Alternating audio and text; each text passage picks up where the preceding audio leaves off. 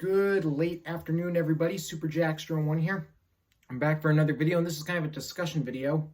We all know today is December 17th, 2019. This Friday, Star Wars The Rise of Skywalker comes to theaters. And I will be seeing it 2 nights in a row. I will actually be seeing it this Thursday night with a friend of mine from work, Sarah.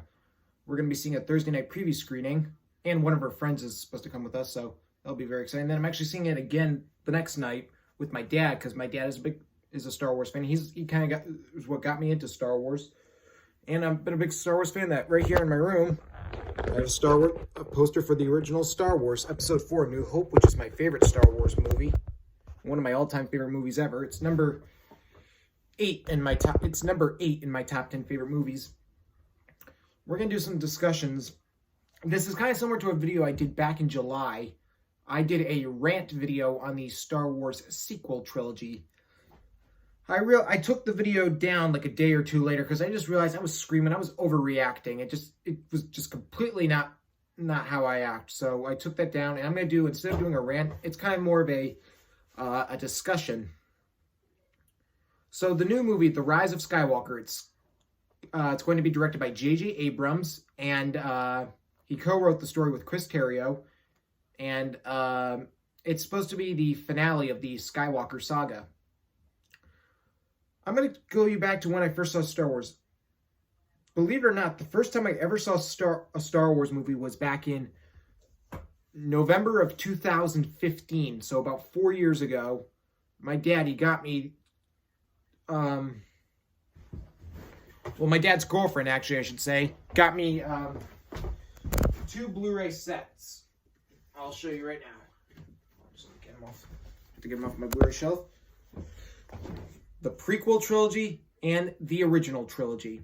I watched the original trilogy, starting with Star Wars Episode 4: New Hope. My dad told me the story about how he first saw the film in the theaters back in the summer of 1977, and how he was blown away by it. So yeah, the original, and then I watched Empire Strikes Back and Return of the Jedi. And then I later watched the prequels, which weren't really as enjoyable as the original trilogy, but they still weren't bad. And then afterwards, we did that all through that December, and then finally, lo and behold, a month later, December 18th, The Force Awakens Star Wars had returned with Star Wars The Force Awakens. This was the new trilogy that was going to be released by Disney, because Disney bought Lucasfilm back in 2012, and they decided to do a sequel trilogy, with the first film that being The Force Awakens, which was released in theaters on December 18th, 2015. And it broke several box office records. That film was directed by J.J. Abrams, and was... it brought back the original cast. Mark Hamill as Luke Skywalker, Harrison Ford as Han Solo, the late Carrie Fisher as Princess Leia, and then also got Peter Mayhew as Chewbacca, Anthony Daniels as C-3PO, and so on. And then they also introduced a bunch of new characters, new cast members. One of the main new characters is a scavenger named Rey, played by Daisy Ridley, a former stormtrooper who turned into a hero named Finn, played by John Boyega, and a pilot named Poe Dameron, played by Oscar Isaac. And then they go against the new villain, Han Solo's son, Kylo Ren, played by Adam Driver. We all probably know the plot. Anyway, the film was released, broke several box office records. It became the 3rd film in history after Avatar and Titanic to make $2 billion at the worldwide box office. And it broke several box office records. Most of them have pretty much been broken by Avengers Endgame now. And, yeah. And the critical reception for the movie was good. It got like a 92% rating. Fans at first enjoyed it, but then they realized that the film was too similar to A New Hope and started getting a little backlash for it. Anyway, the film ended on a major cliffhanger, which this is a spoiler, so for those who've never seen any of these movies and plan on seeing them, please stop watching this video, because these will go into spoilers. The movie ends with Rey finding Luke Skywalker and handing him his lightsaber, and then the movie ends before we get any sort of reaction or anything, which I thought was brilliant. So 2 years later we get to the sequel, Star Wars: The Last Jedi, which was written and directed by Rian Johnson. And that film was released December 15th, 2017. And yes, I can't believe it's already been 2 years. Where did the time go? Feels like it was just recently that movie came out. And although it got glowing early reviews, the the fan reception was not good. Was very, very divisive. Like one portion of fans loved it, and the other side absolutely hated it. Start going as far as calling it the worst Star Wars film ever. I can understand. So basically, when The Force Awakens came out, I was still kind of new, and me and my dad, we did not see The Force Awakens until January 2nd of 2016. We saw it at the IMAX movie theater inside on the top floor of the Providence Place Mall, which is the real way to see a movie. And I enjoyed The Force Awakens, though by around the time J.J. Abrams was brought back to direct Rise of Skywalker, I started having mixed bags about The Force Awakens, because then I started realizing it was kind of similar to New Hope. But then after The Last Jedi came out, I really didn't like The Last Jedi, and then I liked The Force Awakens more. By the way, when you say J.J. Abrams came back, J.J. Abrams was not... People have been wondering why J.J. Abrams didn't direct the entire trilogy. I'm sure all of you probably know this, but for those who don't know, J.J. Abrams was not supposed to come back. He was actually only supposed to direct The Force Awakens. The Rise of Skywalker, at the time, it was just called Episode 9, before a title was decided, was going to be directed by Colin Trevorrow. He was the director of the first Jurassic World. But then in September of 2017, he was fired because apparently there were some creative differences. I'm going to go into what those... I believe The Last Jedi had something to do with it, because one of the main criticisms of The Last Jedi was, one is that everything that was set up in The Force Awakens was completely ignored. It's like Rian Johnson didn't even watch The Force Awakens before he wrote The Last Jedi. And also, they ruined Luke Skywalker's character and create a bunch of plot holes. Like, Luke Skywalker gave up hope on everything, and he says, like, he came to the island to die. If he came into the island to die and didn't want to be found, why did he leave a map to where you could find him? There was a point to all of this. It's like, and also, like, Luke's blue lightsaber that belonged to his dad, that his dad used to murder children, like where did that, how did Maz Kanata get a hold of that? Like, Luke lost his hand with it in Cloud City. And the humor was very over the top, but that's probably the least of the problems. Basically, also the political message is what's going on in this new trilogy. Basically, what happens is,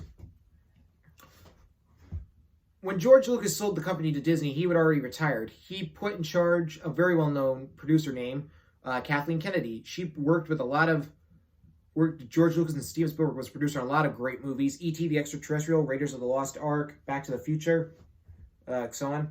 I believe she was on Raiders of the Lost Ark. I can't remember. But it turns out she's a feminist. For those of you who don't know, a feminist is a person who supports feminism, saying women want equality. Which it's great and all, but I feel like they're now just using it whenever a new movie series is rebooted, they just want to do political messages, which is very, very, very wrong. So I feel like she only hires and keeps people that will go against her agenda. And we believe that's what caused all the that kind of thing. We want to go with our character, Rey, played by Daisy Ridley. Daisy Ridley, awesome actress. I love her. But the character is very flawed. She's considered to be a Mary Sue. For those who saw my Dan Schneider video from like almost 3 years ago, I talked about how a Mary Sue is basically a character that basically gets all the attention, can accomplish anything without anything to deserve it. Let's go into Rey's shoes. She's a 19-year-old scavenger who's lived alone in the desert pretty much her entire life, banned by her family.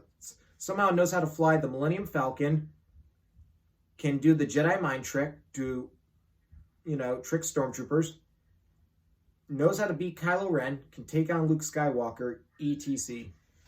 And I thought she was kind of a Mary Sue in The Force Awakens, but I didn't really bother me that much because I thought, at least she was still a likable character, and I'm sure, in Episode 8, which then was eventually titled The Last Jedi, we would get some kind of explanation for her backstory and her parents and everything.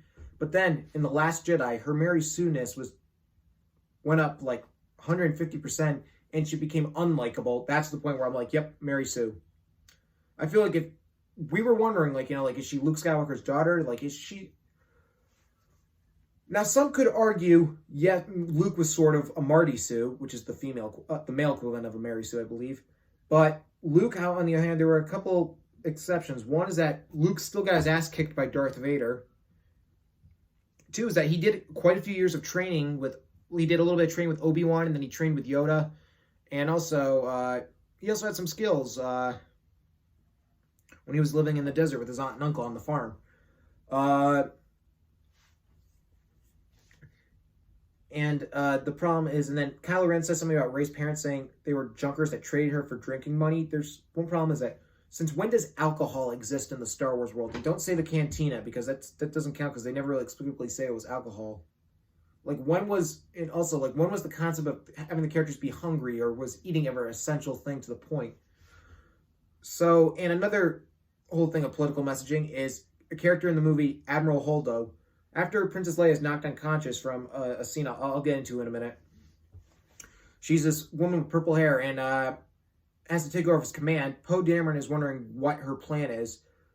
She refuses to tell him the plan, makes him and the viewer believe that she's a traitor and all that, and then we find out later on when he's knocked out that she had a plan to basically get everyone to a secret base.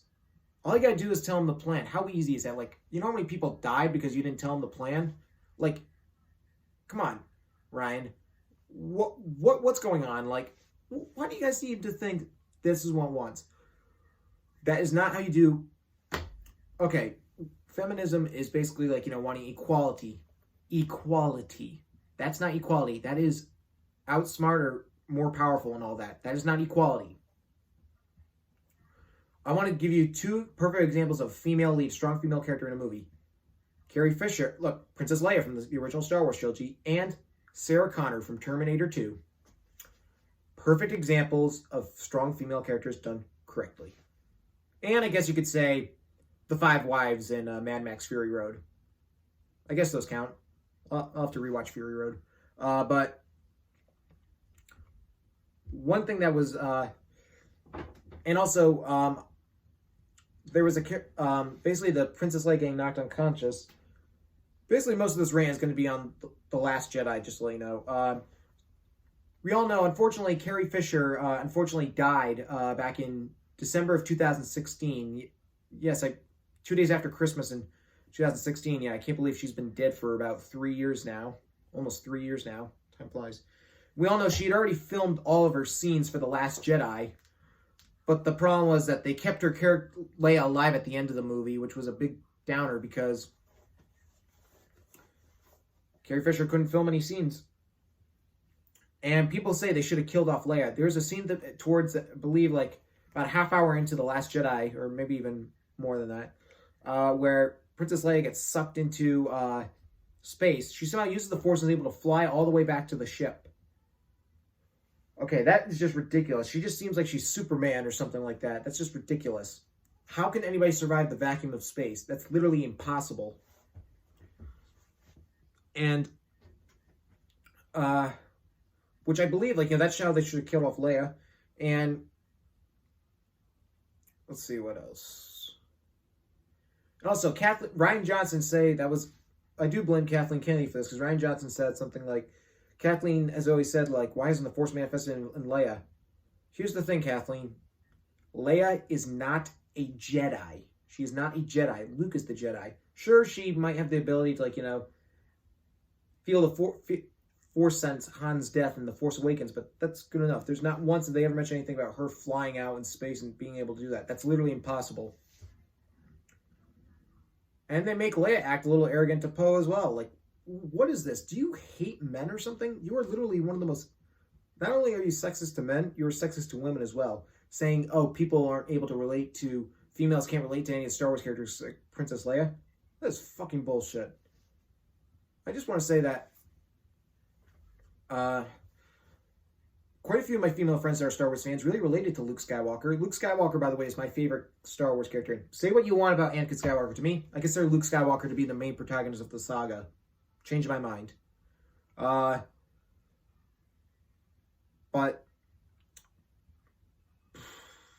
I want to say that you gotta look into details. Like you want to have a strong female lead in a Star Wars movie. That's great, perfect, excellent idea. But the problem is you gotta have some character development. Don't make her a Mary Sue just to answer to your political agenda. Because honestly, it makes it even worse. Even I know plenty of people I've seen online, feminists even hated that movie, saying that's not how you do it. You took this new trilogy not to make great movies, but to make a SJW agenda. Why don't you make your own trilogy of a different franchise, or maybe just make your own completely original franchise? And Luke Skywalker was misportrayed in that movie. He gave up on hope and everything, which is, Luke would never do that. He would try and do it. And also it said Luke almost had the thought of killing Kylo Ren in his sleep because he sensed Kylo Ren was kind of sent into the dark side. Like, are you serious? Darth Vader was the most badass and evil villain in all of films. He slaughtered people, he murdered. But Luke Skywalker saw a little tiny bit of good in Darth Vader, to the point where he was willing to sacrifice his own life just to get that little tiny bit of good out of Darth Vader. But you're telling me now that as soon as Luke kind of senses that his nephew might turn to the dark side, he has the thought of murdering him in his sleep? Ryan D, what is wrong with you? Do you really think... You know what? I feel bad for Mark Hamill, Luke Skywalker's actor. We all know he hates the new trilogy. We all know before the movie even came out on the press tour, he was giving us little hints. Like, he was like warning us, like, this movie... There's a line that he says in the movie that was in all the trailers that says, "This is not going to go the way you think." And that's true. It did not go the way we think. It was very disappointing. And then at the end, Luke Skywalker gets killed. Really? Why does Luke only get one movie? Why? It's like, first, he only appears in the ending scene of The Force Awakens, doesn't have any lines. Then you ruin his character in The Last Jedi, and basically... I feel like he still didn't get enough screen time, and then you kill him off, and he's scheduled to appear in episode 9, but he hasn't really appeared in any of the trailers or TV spots, only his voice has, and it's believed he'll appear as a Force Ghost. And that makes me wonder, so basically he really only got one movie. I'm just wondering, do you guys not like Luke Skywalker? Did you not want him in this new trilogy at all? It's like, oh my god, no, I don't want Luke in this trilogy. Let's just give him one movie and kill him off. Colin Trevorrow, the original director of Episode 9, got fired because apparently, according to someone on Reddit, he fought to try and keep Luke alive. Which is, I don't blame him, really. I just feel like that's unfair. Do you really just not want Luke Skywalker in this new trilogy? And why would you keep Leia alive? Carrie Fisher's dead. You should have done reshoots to kill off Leia. And you know what the biggest sin is? Everybody agrees? We didn't get a single scene with the original trio. We got no scenes with Luke, Han, and Leia together. Do you realize how screwed up that is? Why, of all things, would you allow that? Why? Not one scene, not even a flashback scene. I understand Luke was supposed to have a much larger role in The Force Awakens, but then they trimmed his role back because they didn't want him to take attention away from the new characters, which is completely understandable, but did you really have to go as far as waiting until the ending scene? Was that necessary? I don't think so. Imagine how it'd be in The Force Awakens, where instead of Rey catching the lightsaber in the Force, it was Luke. Mark Hamill, in an old interview, I'm going to quote exactly what he said in this interview back in 2016. He said when he was reading this transcript for the Force Awakens, he basically said, "I read the first line of the text file, Luke Skywalker has vanished. I thought, oh, this is going to be good." And then he said all about the times that Luke was mentioned, and he basically says this thing, "I'll say where I thought I came in the Force when the lightsaber kind of flies off. He's like, oh, what a great entrance. What? Rey caught it? She hasn't even been to Dagobah for training." Yeah, that's exactly what he said. And I agree. Imagine how much that would literally get probably the same amount of applause as Thor's entrance into Wakanda in Infinity War did. But yeah, I don't know. I just feel like you screwed up. And Carrie Fisher, though, is going to appear in The Rise of Skywalker because J.J. Abrams found unseen deleted footage from The Force Awakens to use for Leia and repurpose those scenes to be for Leia, which is nice. I do believe is nice, but another returning face is coming, Lando. But I only imagine they're just going to kill off Leia and Lando in this movie. And also, the Emperor is back. I don't like that idea of the Emperor being back. It totally ruins... I feel like it's going to ruin Darth Vader's sacrifice from Return of the Jedi. Now, I'd be okay, if it's the Emperor was actually dead, and then this is a resurrection, that's completely fine. But if it's oh, he's been alive this whole time, that just ruins everything for me. Basically, because you had a perfect opportunity with Snoke, but then you kill him off. Snoke you want to kill off Snoke in The Last Jedi, that's cool, but we didn't find out anything about him. Like, for 2 years, people were wondering, like, who's this Snoke guy? Where did he come from? Why did he summon Kylo Ren to the dark side? And then Ryan just kills him off like that. Honestly, Mark Hamill has even said this a long time ago. I think the problem with this new trilogy and why the movies are so don't feel like they're connected to each other is that they didn't plan out this entire trilogy. They didn't write down, they didn't go like, okay, here's how these characters are going to go and everything. When George Lucas wrote the original trilogy, he wrote the entire thing as one big story, but he realized it was way too big to be one movie. So he basically A New Hope was technically the first act of the movie. So he basically took the first act and he said, you know what? I'll make this first act into a movie. And maybe one day I'll make those other 2/3 in a movie, but those will just go on the shelf and I'll make this first act into a movie. And then after A New Hope became a huge success, he made the second and third halves into acts into The Empire Strikes Back and Return of the Jedi. 2 of the greatest sequels ever. And so I feel like what they should have done, get one director and then do something The Hobbit and Lord of the Rings style where they write the entire trilogy and then they shoot all 3 movies back to back to back and then release one film a year in the span of 3 years. That would have been awesome. So that way the story would be consistent and would flow through perfectly. That's just my opinion, though. Feel free to disagree, but I feel like that's what they should have done. Plan out, then shoot them all back to back to back. That maybe even do one director for each movie. And I did like the idea, actually, of having a different director for each film. That was actually pretty cool. But, yeah, this rant probably won't go on as much, but I'm just saying, I'm not as excited for Rise of Skywalker. I'm still going to see it, obviously, but I don't know. The problem also with Rise of Skywalker is that they're saying it's the end of the Skywalker saga, but it doesn't feel like it's the end of the Skywalker saga because, like, there's been no build-up to it. Endgame, for example, was like the end of the first era of Marvel movies, but at least there was enough build-up where it felt like, yeah, like, we're getting towards the end. Skywalker, the end of The Last Jedi, it's like, where is this going to go now? What is our story now? I don't know. Excuse me. That's really what I have to say about the discussion. I was trying to be as calm as I could be, but sometimes I can ramble on about how much I don't like The Last Jedi, but honestly, yeah. Anyway, I'm going to see you all for my next video, which will come out tomorrow, which will be my Star Wars Blu-ray collection. So stick around for that, why don't you?